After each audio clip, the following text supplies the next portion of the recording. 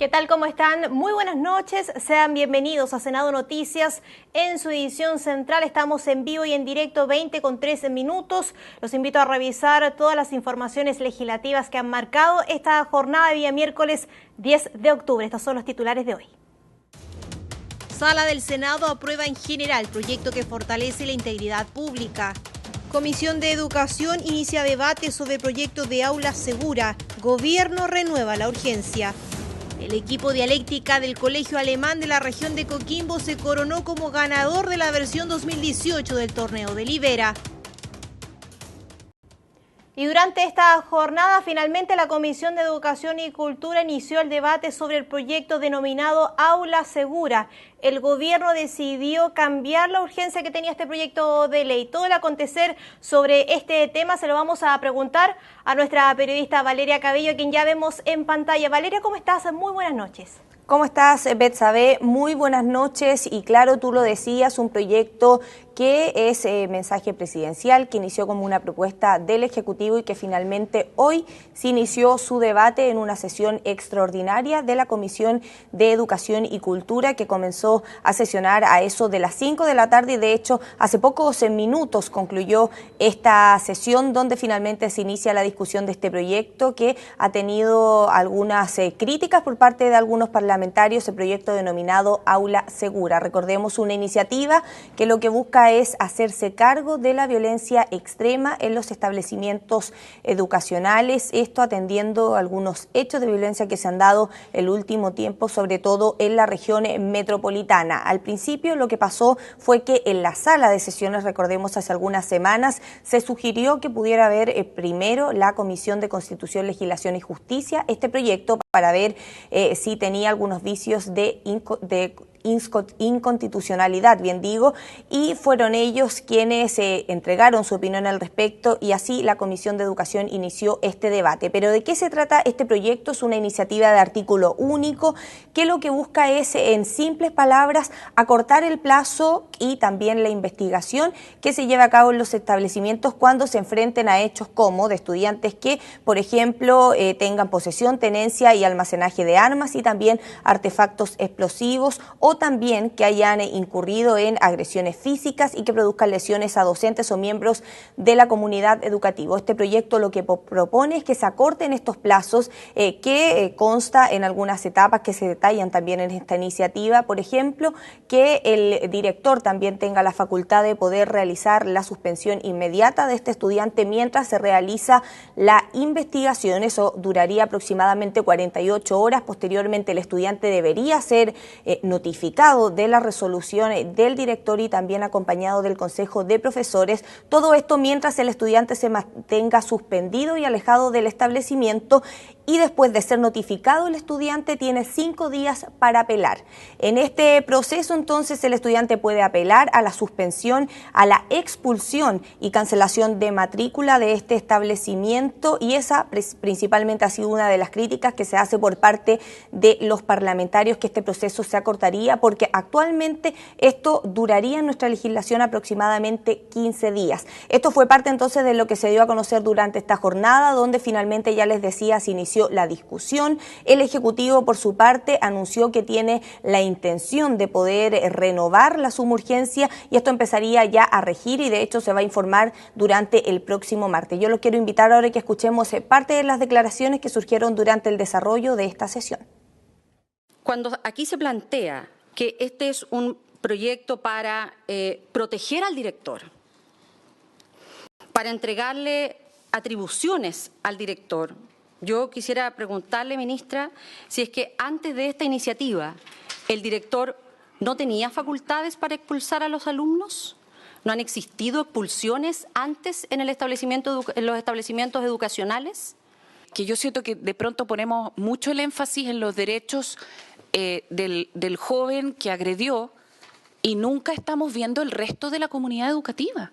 Nosotros acá, ojo, lo que aquí tenemos son situaciones de agresiones físicas sobre profesionales que trabajan en las escuelas. Nosotros como Ejecutivo estamos, por supuesto, abiertos hoy día a poder renovar la urgencia que se había puesto al proyecto. Creo que para nosotros era tremendamente importante que se iniciara la discusión y que podamos partir esta discusión con un espíritu de acuerdo para poder sacar adelante un proyecto que nos parece importante. Claro, un proyecto del Ejecutivo que por una parte, según lo señaló la Comisión de Constitución, Legislación y Justicia, tendría vicios constitucionales, esto basado también en lo que señalan otros parlamentarios, que no existiría un debido proceso para los estudiantes que se vean implicados en este tipo de hechos que los han catalogado como de violencia extrema. Ya les decía, la discusión inició en la Comisión de Educación, se va a renovar la sumurgencia por parte del Ejecutivo, esto comenzaría a regir a partir del próximo martes y de ahí en adelante la Comisión de Educación y Cultura tendría aproximadamente 10 días para poder despachar este proyecto y durante todo ese proceso van a recibir a diversos invitados de la comunidad educativa para que puedan dar su opinión también respecto a esta iniciativa que, iniciando su tramitación, ha tenido bastantes cuestionamientos también por parte de muchos parlamentarios de acá del Congreso Nacional, específicamente del Senado, Betsabe.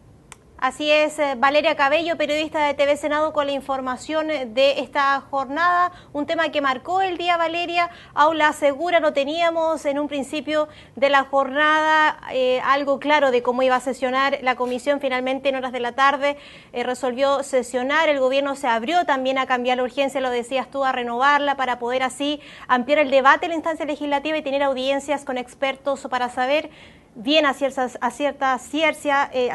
de cómo saber si este proyecto tiene un debido proceso para los estudiantes, por ejemplo, y además cómo va a ir evolucionando el Ejecutivo con este artículo y también el cuidado que tiene que tener la comunidad escolar. Lo decía también la senadora Ena von Baer. Valeria, que tengas muy buenas noches. Gracias por la información. Buenas noches. Vamos nosotros a otras informaciones. Hay novedades sobre el proyecto de nuevo financiamiento de las Fuerzas Armadas. Fue despachado en la última sesión de la Comisión de Defensa. Pasará ahora a la Comisión de Hacienda. Más detalles en el siguiente informe. Se había establecido un compromiso, un acuerdo refrendado entre senadores y el Ejecutivo en la Comisión de Defensa que permitió el despacho a la instancia de Hacienda del proyecto de nuevo mecanismo de financiamiento a las Fuerzas Armadas de carácter plurianual con fondos específicos y métodos de control que apuntan a una modernización y mayor transparencia en este campo. Dado que habrá margen para indicaciones cuando el texto regrese de la sala tras ir a la Comisión de Hacienda, el camino quedó allanado sobre todo en defensa, donde los senadores destacaron la importancia del diálogo y de los acuerdos, con perfeccionamientos puntuales a introducir para lo que viene, como lo anticiparon los senadores Bianchi y Araya. Lo más importante es que, y este mensaje a los miembros de las instituciones de las Fuerzas Armadas y al país en general, a toda la gente, es que el proyecto que ingresó no tiene nada que ver con el que salió. Mejoramos enormemente el proyecto de ley, lo perfeccionamos en un trabajo en conjunto con nuestra Secretaría de la Comisión de Defensa y del Ejecutivo, y la verdad es que quedamos muy conformes del perfeccionamiento de este proyecto. Dado que Codelco no va a tener que seguir aportando este 10% a la Fuerza Armada, lo que le hemos pedido a nosotros al Ejecutivo, que estos dineros, en vez de ir, como se ha planteado, al Fondo de Estabilización Económico-Social, vuelvan a lo que eran las zonas productoras. Esto en razón de que las zonas productoras, principalmente zonas como Calama, tienen que soportar todas las externalidades negativas de la minería y muchas veces no reciben la compensación necesaria su ciudadano por el daño ambiental y a la salud que se produce. Satisfacción compartida por el subsecretario para las Fuerzas Armadas, Juan Francisco Galli, quien también compartió la evolución que ha tenido el mensaje desde su ingreso a trámite y lo que le espera en Hacienda. El proyecto de ley hacía dependiente el gasto en defensa a la Estrategia Nacional de Seguridad y Defensa. Y lo que en primer lugar hace este proyecto es dejar atrás esa discusión y ocupar los mecanismos de planificación que hoy día existen en la ley del Ministerio de Defensa del año 2010. En segundo lugar, se modifica un presupuesto plurianual por un fondo plurianual, de tal manera de mantener la inversión por proyectos y no una discusión presupuestaria en que se discutiera respecto del personal, los bienes y servicios y de las inversiones, sino que proyectos específicos relacionados con la defensa. Precisamente desde la Comisión de Hacienda, el titular senador Juan Pablo Letelier comentó algunos de los cambios que espera para que, a diferencia de lo ocurrido hace algunos meses, esta vez la instancia pueda aprobar el proyecto, algo en lo que el Ejecutivo mostró apertura para acercar posiciones. Lo que nos preocupa es el piso con el cual se comienza a definir lo que es este fondo de financiamiento estratégico para la defensa nacional. Creemos que el piso de aporte es muy alto para la economía nacional. creemos que debe tener un piso más bajo como punto de partida o una declaración de un techo. Siento que las magnitudes de recursos que quieren destinar a este financiamiento estratégico, que van a ser un piso, son excesivos. Solo un 15% del gasto en defensa tiene su financiamiento en la ley del cobre, y va a ser ese mismo 15% el que va a ser financiado ahora de otra manera. Por lo tanto, si es que ese 15% que representa las capacidades estratégicas de la defensa es mucho o poco, bueno, es parte del debate que tenemos que tener en el Congreso. Nosotros creemos que es un monto razonable. El mensaje ahora quedó a la espera de ser puesto en tabla en la Comisión de Hacienda y votado al menos en general antes de pasar a la sala del Senado. Revisemos también a esta hora de la noche novedades sobre el proyecto de modernización al Cernapesca. Recuerde usted que esta iniciativa se encuentra en una comisión mixta y ya hay novedades respecto a una posible fecha de votación. Podría ser despachado el informe de esta instancia legislativa el próximo lunes 22 de octubre. Esto tras resolver varias aclaraciones del texto, amonestaciones, reincidencias y sanciones que podría tener esta iniciativa legal. Revisaron también diversas problemáticas de la aplicación en práctica de la ley y lo que esperan entonces poder resolver en el texto en los próximos días. También se ha enfatizado y se ha zanjado sobre la pesca de subsistencia y algunas malinterpretaciones, acotando además la ubicación geográfica, por ejemplo, el desarrollo de algunas especies. Son varios temas importantes que ya se han zanjado y la comisión ya tendría una fecha más o menos para poder despachar este informe de la comisión mixta sobre la modernización del Cernapesca. Vamos a escuchar ahora algunas reacciones sobre este proyecto de ley. Yo quiero detenerme en esto, ¿por qué? Porque mucho se ha dicho que estamos criminalizando la pesca artesanal y yo creo que es bastante al revés. Estamos tratando de favorecer a la pesca artesanal. Presidente, si eso es lo dramático, nosotros autorizamos el ejercicio de la pesca subsistencia en un lugar súper específico y determinado. Entonces, cuando a mí me dicen que autorizamos la pesca subsistencia en este artículo, la autorizamos casi en ningún lugar. Y tenemos novedades respecto al torneo de Libera año 2018 que reúne estudiantes de todas las regiones de nuestro país. Esta tarde ya se conocieron a los ganadores y al primer lugar, el equipo Dialéctica del Colegio Alemán de la región de Coquimbo se coronó como ganador de la versión de este torneo de Libera. El proyecto presentado por los alumnos busca que el agua sea catalogado como derecho humano fundamental. Este habría sido entonces el ganador. Vemos imágenes de lo que fue esta jornada. El segundo lugar fue para el equipo Los Cubitos H2O del Instituto Obispo Silva Lezaeta de la región de Antofagasta con su proyecto de ley protección a los glaciares. Y el tercer lugar para el equipo Bici Ralinos del Colegio Concepción Parral, región del Maule, con su proyecto de creación de ampliación de las ciclovías. Estos son los ganadores de esta 10ª versión. Los proyectos finalistas buscaban así un aporte para la educación, la calidad de vida, la reducción de desigualdades, proteger la vida del ecosistema terrestre, asimismo alcanzar la producción del consumo responsable, el acceso al agua limpia, por ejemplo, saneamiento, una vida saludable, de bienestar, construir ciudades, comunidades sostenibles, entre otras iniciativas legales. Los proyectos fueron revisados y calificados por un jurado nacional, recibieron así aprobaciones y rechazos de sus propios equipos de competencia. Así que ahí vemos, entonces ya tenemos el ganador. Usted puede revivir en lo que fue esta jornada el torneo de Libera a través de nuestras redes sociales y próximamente en nuestro canal de YouTube TV Senado Chile. Momento en Senado Noticias en conocer un poco más de nuestros legisladores. En esta ocasión conversamos con la senadora Jimena Rincón, quien nos contó detalles, por ejemplo, de varias iniciativas legales que se están discutiendo aquí en el Congreso Nacional, su parecer, por ejemplo, sobre la ley de pesca y mucho más. Lo revisamos todo en la siguiente entrevista del periodista Julio Escobar.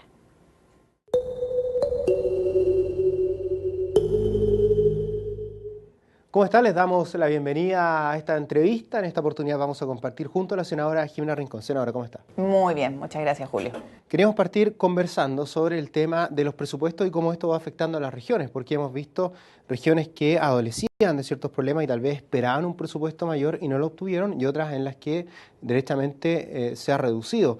¿Cómo esto toca principalmente a la región del Maule, donde usted tiene un particular interés y bueno, a otras regiones donde también el presupuesto tal vez no ha convencido de todas las autoridades de esa zona? Mira, primero señalar que estoy en la Comisión Mixta de Presupuesto, así que me ha tocado intervenir obviamente en el estudio del presupuesto de la Nación y obviamente esto es un tema relevante cuando hablamos de descentralización, cuando hablamos de que el presupuesto tiene que llegar a todo el país. Obviamente el tema de la inversión en regiones es un tema tremendamente crítico. Y cuando uno va y mira la descomposición de la inversión regional, tiene que ver cómo hay coherencia o no entre la pobreza o el indicador de pobreza y el indicador de inversión regional. Y cuando hacemos el zoom y vemos qué es lo que está pasando con las regiones que tienen mayores indicadores de pobreza versus qué es lo que pasa con el incremento presupuestario, la verdad es que este presupuesto derechamente requiere una explicación. Se lo planteé el día lunes al ministro Chadwick, el día lunes fuimos a conversar con él. Yo en la Democracia Cristiana lidero una comisión que es de sostenibilidad y desarrollo productivo. Fuimos a verlo por el tema de las zonas críticas o las zonas de sacrificio y a raíz de eso le dije, ministro, en la subcomisión mixta de presupuesto estábamos viendo este tema, me tocó reemplazar al senador Pizarro, yo estoy en la primera, pero me tocó coyunturalmente reemplazarlo y me llamó la atención que en las regiones que tienen mayores indicadores de pobreza, curiosamente la del Maule, mi región es una de ellas, 22% de pobreza, el incremento presupuestario es de solo un 1%. Y regiones que tienen indicadores de pobreza mucho menores o mejores indicadores, como una región vecina a la nuestra, tienen un incremento presupuestario de un 4,7%. La verdad es que no se entiende. El ministro tomó nota rápidamente, me dijo que lo iba a ver con el ministro de Hacienda, y uno puede ver que esto se repite en otras regiones. Algo no camina y creemos que se requiere cierta coherencia en el desarrollo del presupuesto de la Nación. Porque si nosotros queremos efectivamente empezar a dar equidad, empezar a intencionar el crecimiento y el desarrollo productivo en las regiones, si queremos romper las desigualdades, tenemos que inyectar recursos, si no, no lo vamos a lograr. Ahora, se va tal vez un poco mal el presupuesto hacia la Araucanía, que es uno de los que tiene mayor índice de pobreza, pero también incrementa Eso es coherente. Eso es coherente. Eso podría ser también. Eso es coherente. Si hemos visto y hemos detectado que la Araucanía es una zona que requiere mayor inversión porque los indicadores de pobreza son mayores, está bien que le pongamos más recursos. Pero no es coherente que zonas como el Maule, que es una de las 3 regiones más pobres del país, tenga solo un 1% de incremento presupuestario. Eso no se condice con lo que es la coherencia en el ejercicio del presupuesto de la Nación. Y es lo que obviamente le he reclamado al vicepresidente de la República, que representa al presidente de la República. ¿Cómo espera usted que se pueda corregir esto en esta instancia de las subcomisiones, tal vez más adelante? ¿Cuál sería la instancia para tratar de adecuar estos presupuestos, no solo en cuanto a las regiones, sino que también respecto a otros temas en los que también pueden haber dudas? Bueno, esta es la instancia para corregirlo justamente porque de lo contrario obviamente vamos a rechazar la partida respectiva y el Ministerio tendrá que rectificarla. Este es el espacio donde se piden las explicaciones, se hacen las adecuaciones de las partidas antes de someterlo a consideración del Congreso, de las cámaras y del Congreso en definitiva. Otro de los puntos que es importante para el desarrollo, principalmente de las regiones, dice relación con cómo la ciencia en Chile puede ir aportando temas que dan mayor inversión, o más que inversión, mayor desarrollo tecnológico, inteligencia, cómo se aprovechan mejor los recursos. Y ahí también hay un menor espacio en este presupuesto. ¿Qué le parece a usted este tema en particular? El ministro de Hacienda, cuando hace la presentación del presupuesto de la Nación ante la Comisión Mixta de Presupuestos, señala que la innovación, el desarrollo tecnológico son fundamentales para que los países crezcan. Lo dice como uno de los ejes estructurales del mensaje a la Nación. Y resulta que en la comisión que yo integro, que preside el senador Coloma, en la subcomisión número 1 de presupuesto, el ministro de Economía nos informa que se reducen todas las transferencias en materia de ciencia y tecnología, todos los FIC desaparecen en todas las áreas y uno dice, perdón, no entiendo. Si a mí me está diciendo el ministro de Hacienda que un país para crecer, para desarrollarse, para poder potenciarse, requiere invertir en ciencia y tecnología, no entiendo que me esté cortando todo lo que dice relación con justamente este ítem. Y me dicen, por otro lado, no, es que esto va al Ministerio de Ciencia y Tecnología. Está bien, creamos el Ministerio de Ciencia y Tecnología, pero hay transferencias que se dan a instituciones de desarrollo de ciencia y tecnología, que no son el ministerio, que son instituciones como CONICYT, por ejemplo, como universidades, como centros de desarrollo, que requieren esos recursos. Y la pregunta es cómo van a operar. No están. Y yo creo que se merece una explicación el país de qué es lo que va a pasar con eso.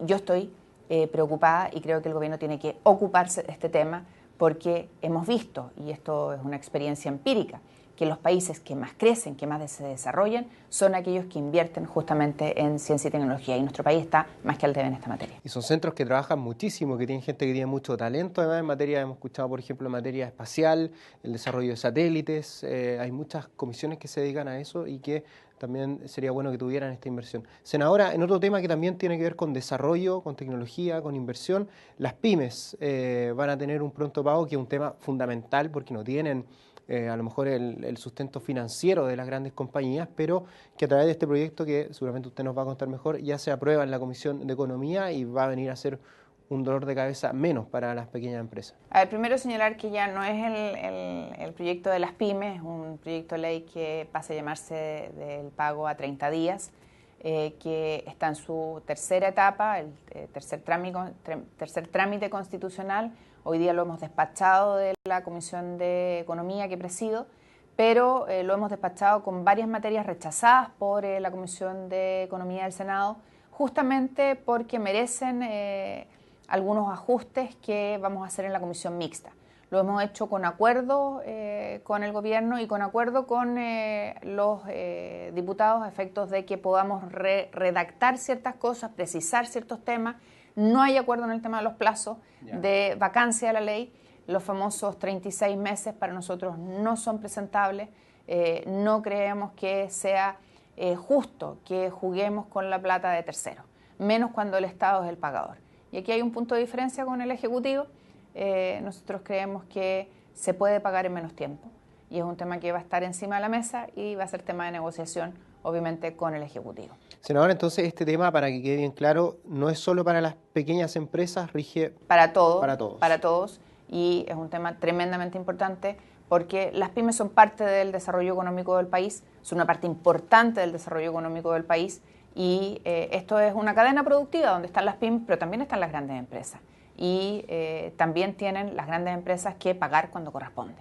Senadora, agradecemos por la aclaración y por haber compartido con nosotros estos temas. Muchas gracias a ustedes. Nosotros ahora volvemos con Senado Noticias.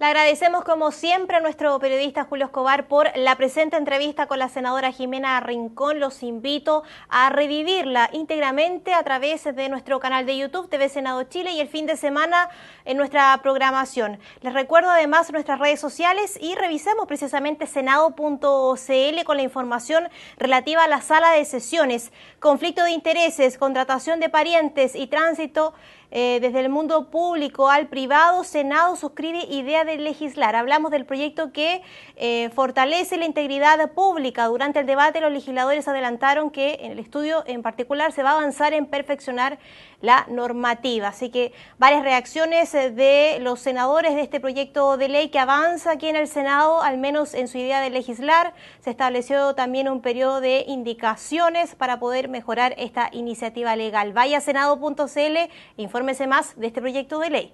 Con esto nos despedimos, nos reencontramos mañana en Senado Noticias AM tempranito a las 10 de la mañana. Que tengan muy buenas noches.